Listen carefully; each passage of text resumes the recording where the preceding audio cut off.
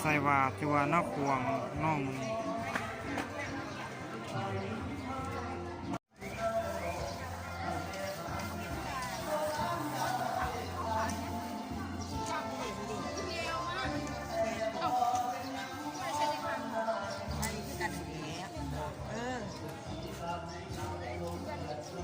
ครับแจ้งการพี่น้องฟังเนาะปานที่เฮามาตัดตรงนี้มีอยู่เท่าสามเด้อพี่น้องเด้อ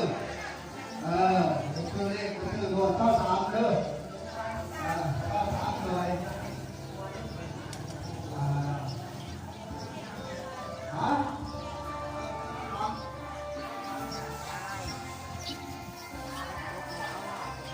ข้าเมตุกระทับท่านเหนียวขอเจ้าพระพุทธแล้วพี่พระพี่พระเมนั่งเด้อพี่อาภูยาเฮาดีพักภูเขาคนข้างบูดูพักดูตุ้มเถวนั่งเนาะพวกขายของก็ตามมาสู่นิพพานขอเจ้าขอเจ้าไปรับพวกต่างทุกทางมาท่านกับพี่น้องเอ้ยถ้ายึดยัดต้องดูผลสกาแดงไปแดงได้ละทิศกาหาเอามาแล้วแจกขายที่มาเลยท่านตากนี่เป็นคนในสาพี่มาเจ้าจะได้สับสาพี่น้องเอ้ยก่อนจะตกลูกผมหัวฟังตาอ่อนบอกให้เช้ามีก่อนหนึ่งเห็นดีนักหัวพอไหนก่อนบดีเพิ่งบอกไว้ใช้ที่สั่งก่อนอันนี้บอกไปนี้จากห้องที่ตอนผมต้องเรียนเรื่องบอกไหนเยอะทั้งหลายเป็นสิ่งบอกไหนรอบนี้ใครเยอะเมื่อนี้ก็เป็นว่าราชุดถ่ายของบุญประจำปีของเราเราพี่น้องก็ขอเชิญชะตาน้ำพีน้ำนองน้ำหลูกน้ำลานเยอะจุ่มจุ่มวันเนาะการทำบุญน้ำขบวนน้ำพี่น้องก็เอาสมาสมานสมาธิกันทำกองงานกุศลในมือพี่น้องเป็นมือสุดถ่ายเนาะพี่นาจะสิได้ว่ากันไหมเนาะพี่น้องเนาะบุญนี่สิเกิดเนาะถามบุญพ่อพี่แล้วก็สิแล้วไปที่เขาเนาะขอเชิญเด้อพี่น้องเด้อทั้งไก่ทั้งเนื้อทั้งเป็นยังไงล่ะพระพรไปเบิ่งเป็นขวดกันหมดแล้วฮะจะน้อยกับความเหมาะสม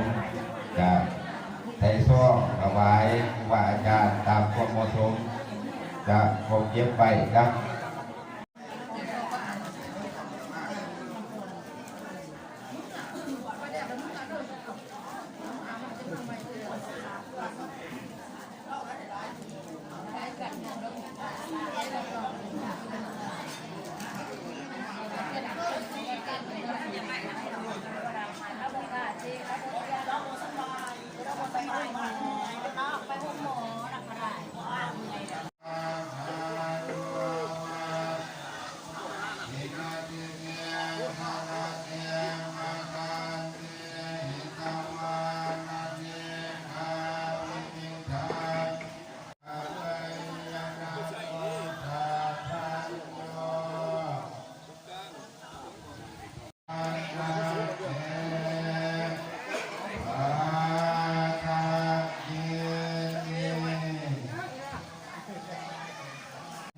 อันเวทกับโพหนาขึ้นมาแน่เนาะพี่น้องเนาะ